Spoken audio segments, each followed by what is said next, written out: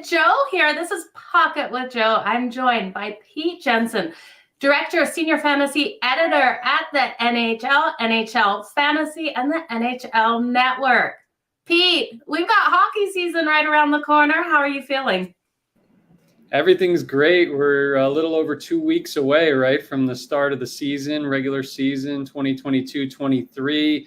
Colorado Avalanche will try to defend their Stanley Cup title. I think there are a lot of other top contenders that can contest them this upcoming season because, like many other teams out there that made changes, the Avalanche have lost a couple of key pieces this offseason. So maybe it levels the playing field a little bit, right?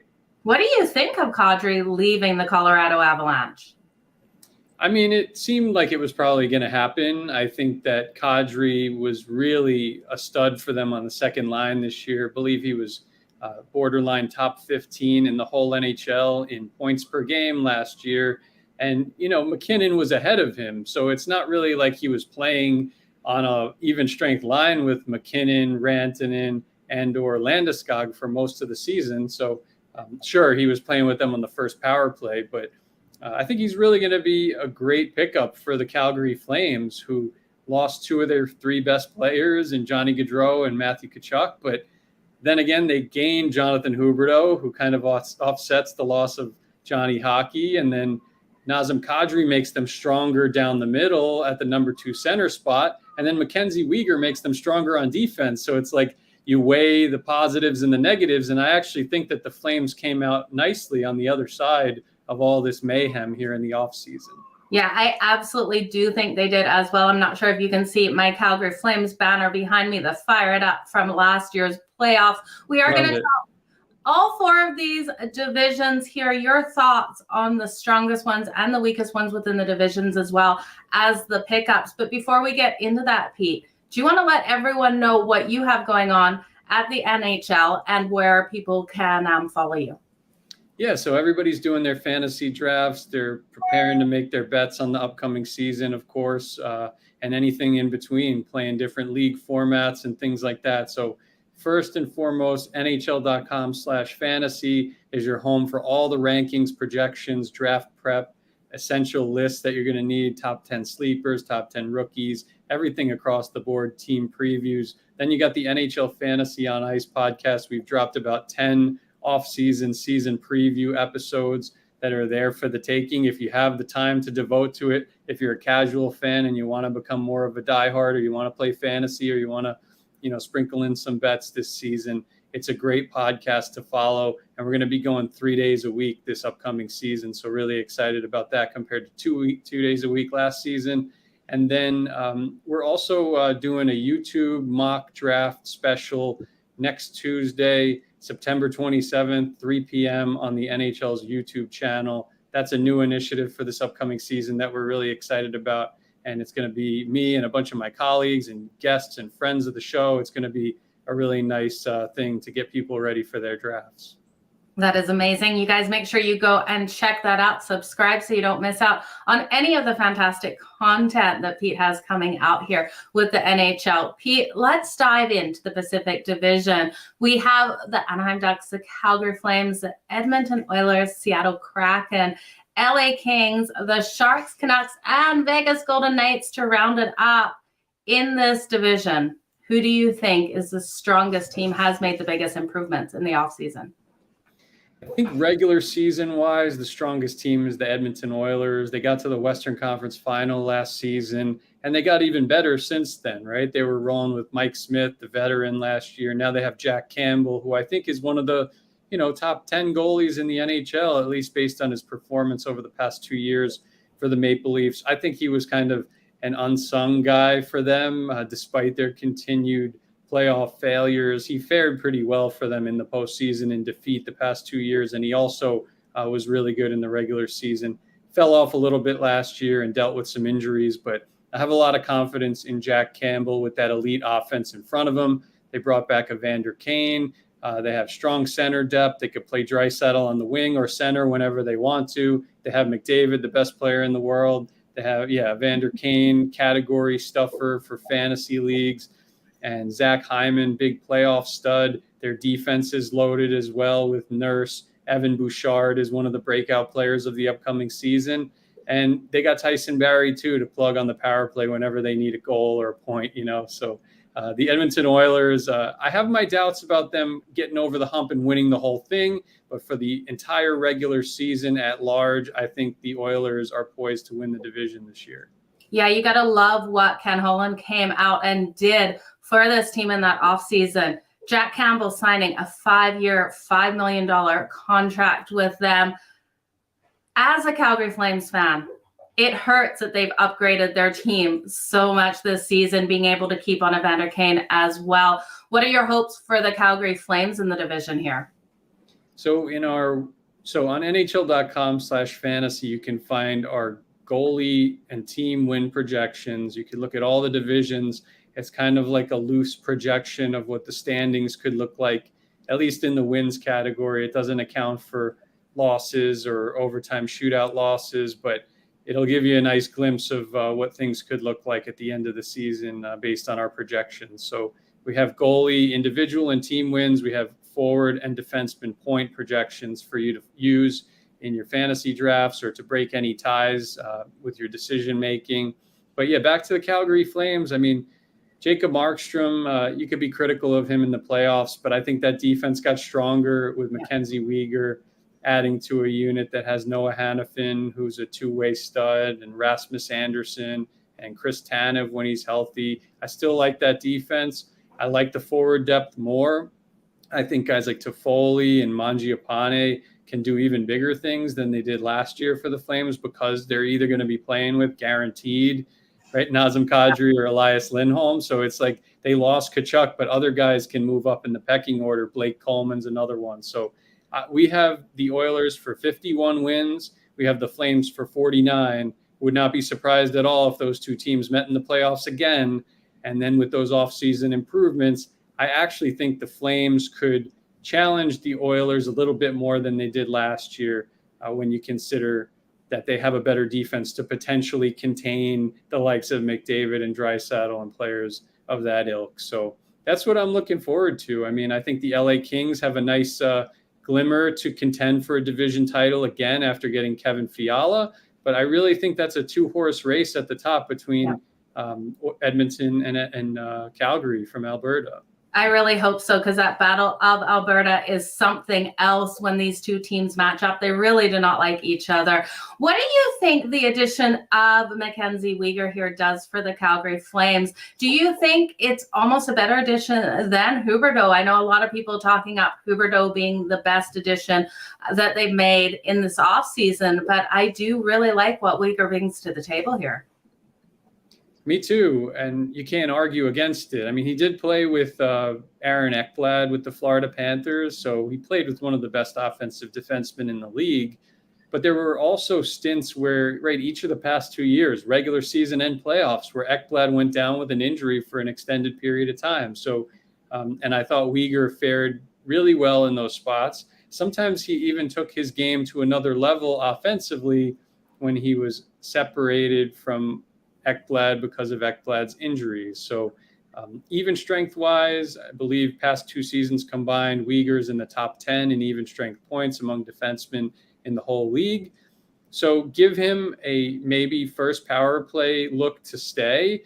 With all due respect to what Rasmus Anderson did there, Weegar's going to get his crack at first power play, and he won't have Ekblad standing in his way anymore. So there is an opportunity for him to surpass Rasmus Anderson and play on the first power play and reach a career high in points and maybe get you 15, 20 power play points in addition to his strong, even strength production. So that's kind of the upside with him in fantasy. You could get him kind of between the top 75 to 100 overall in most leagues. So yeah, Mackenzie Weegar, I think, is a real important piece for this Flames team as they pursue the Stanley Cup. I mean, if they have Weegar performing at a high level like he was in Florida, I think that they're one of the 5 best teams in the NHL. So it's a really important acquisition in addition to offsetting the loss of Gaudreau with Huberdeau. It's funny, Gaudreau and Huberdeau were tied with each other for second in the NHL in scoring last year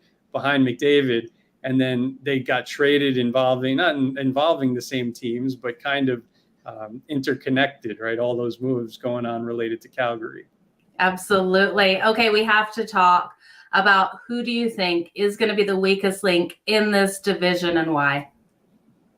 It's probably going to be the San Jose Sharks. They traded away Brent Burns. I think the Kraken, got better when you look at their additions of not only Andre Burakovsky and Oliver Bjorkstrand, but you also look at the young blood that they have at the center position. Matty Beniers should be a Calder Trophy candidate from the Kraken, should be the number one center with some good line mates.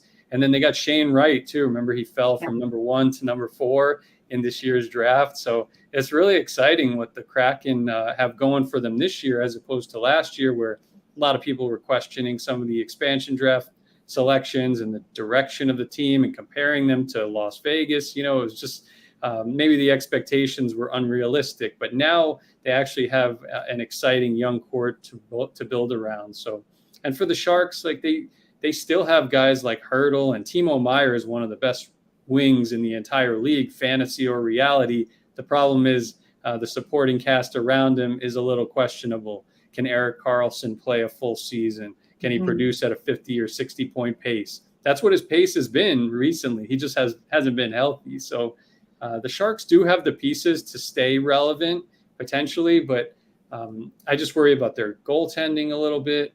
I worry about the integration or lack thereof with new coach David Quinn. He had trouble integrating the young players with the Rangers a couple of years, right? Kakko, Lafreniere. Now it's William Eklund. He's kind of like the savior for the Sharks. If the Sharks are going to be a big surprise, William Eklund's probably going to be a Calder Trophy contender and a top 5 finisher, but might be a shot in the dark, with the general direction of the franchise the past couple of years.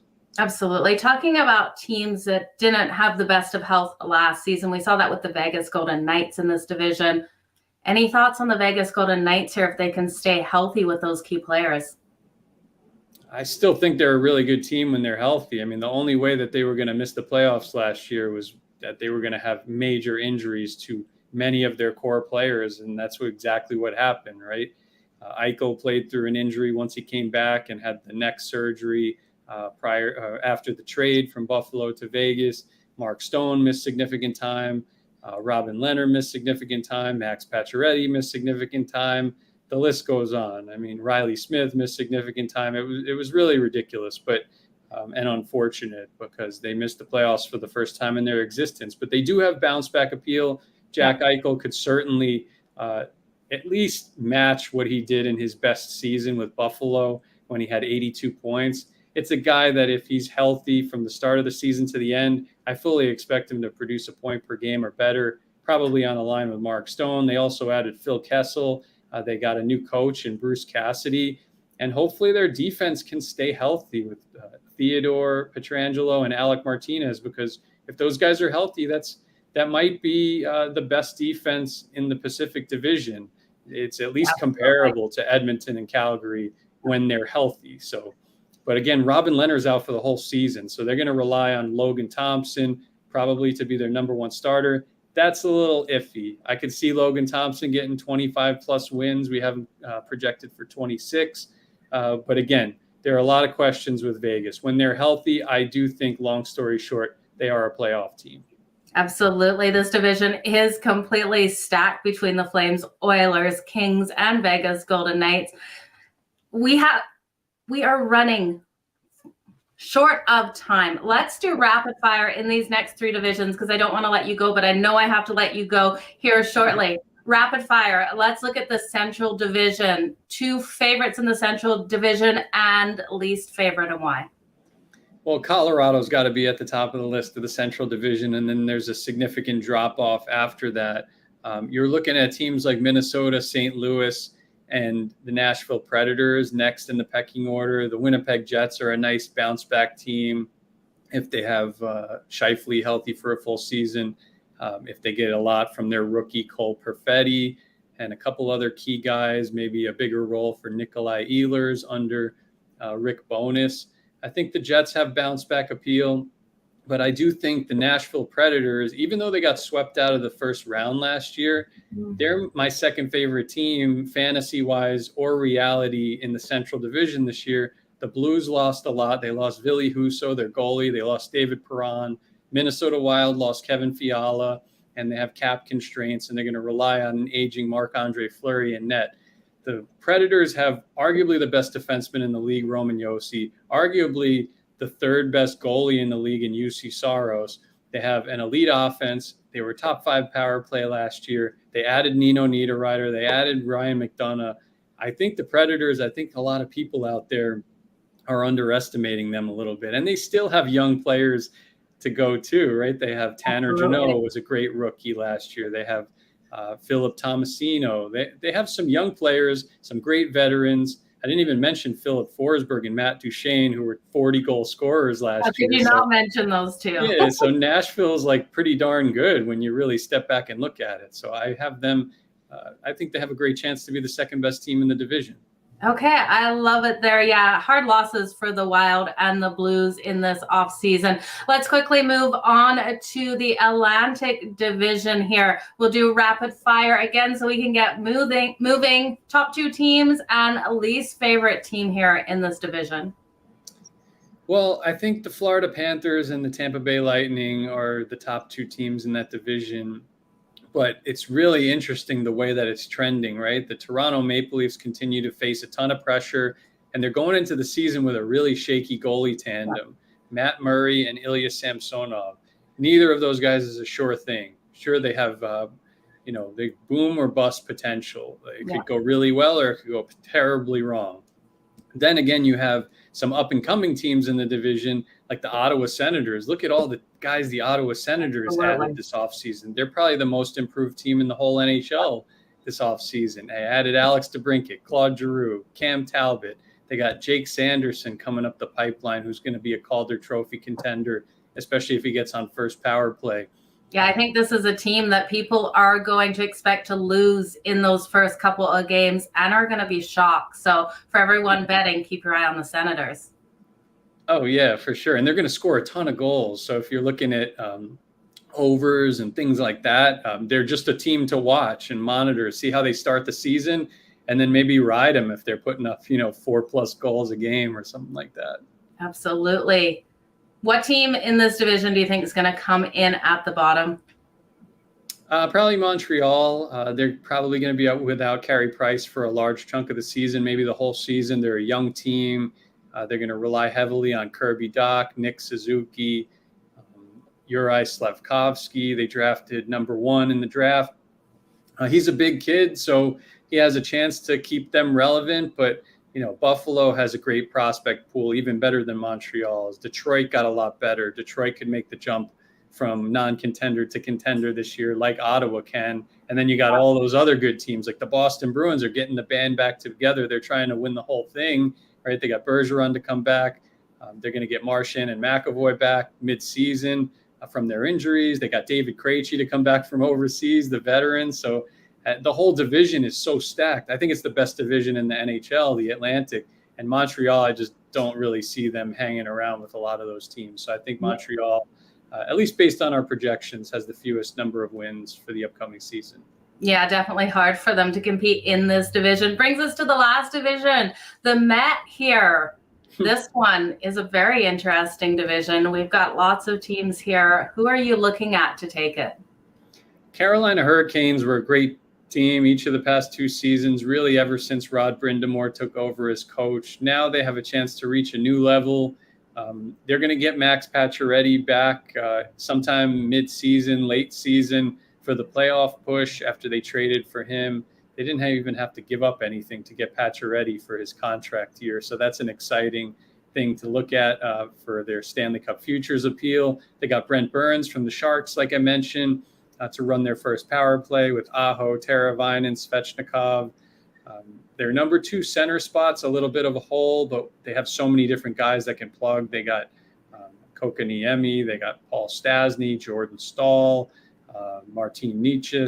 They have a lot of options. We just don't know who it's going to be. So I think the Canes are stacked. They're probably going to win the division. And then the New York Rangers, with their star power, I mean, you can make the argument that the New York Rangers have as much or more star power than any team in the league. They got arguably the best goalie in the league in Shesterkin, arguably the second best defenseman in the league in Adam Fox. They They got Artemi Panarin, who could score 100 points this year. They got Chris Kreider, Mika Zibanejad, and some young studs to boot. So I'm excited about the Rangers and their chances of replicating to at least to some extent. We have their win projection coming a little bit down compared to last year, but I still think they remain one of the best teams in the whole league. Okay, Pete, final question for you before I let you go. Who do you see hoisting that cup? I've been thinking about this summer. I think the Colorado Avalanche have a great chance of repeating. I think the Florida Panthers adding Matthew Tkachuk, and if they get their goaltending in order, like especially if Spencer Knight flourishes at some point in the season, I would like to see the Panthers in the playoffs with some of their young guys stepping up around Barkov and Matthew Tkachuk. Matthew Tkachuk would bring that type of grizzled mentality that they've been lacking that could maybe get them over the hump. And if they're playing Spencer Knight, I feel like they're a team that maybe could regress in the regular season, but then could be even more dangerous in the playoffs. So right now, if I were to rank them in order, I would say Colorado Avalanche number 1 because they're still stacked. Florida Panthers number 2, and then the Calgary Flames. Again, I think they have a chance to beat the Oilers if they have a rematch against them in the playoffs. So they're right up there too. I'm leaning towards probably like a Calgary, Colorado Western Conference Final, and then a Florida Panthers, maybe Hurricanes Eastern Conference Final, which would be a great matchup as well. I just worry about the Canes a little bit. I'm thinking about picking the Canes. I'll get back to you on that, but the Canes still, they always run into a wall in the postseason for some reason. So that's why I'm a little hesitant on them, despite all their off-season moves. Pete, I want to thank you so much for joining me here on Pocket with Joe. You guys make sure you go give Pete a follow. He's the director and senior fantasy editor at the NHL Fantasy and the NHL Fantasy Network. You want to check out his podcast. Don't miss out on everything he's got going on. Pete, it was an absolute pleasure having you here today. I can't wait to do it again. Yeah, thanks for having me on. Looking forward to joining you during the season. Again, the season starts October 7th. Check out the Fantasy on Ice YouTube show September 27th at 3 p.m. Eastern on the NHL's YouTube channel. We just posted the link, so go find it and bookmark it. And then we also have in the United States NHL Network Fantasy Show October 4th. We're taping it, so it'll be there for Prime Fantasy Draft Week. And then, yeah, again, NHL Fantasy on Ice. Check out the podcast. We've dropped a bunch of season preview episodes. And hit us up with any questions. NHL Jensen, Twitter and Instagram, and NHL Fantasy, Twitter and Instagram. Thank you, Pete. It was an absolute pleasure. You guys make sure you go give him a follow and join us back here for the next Pocket with Joe. Can't wait to have you on again, Pete. Thank you.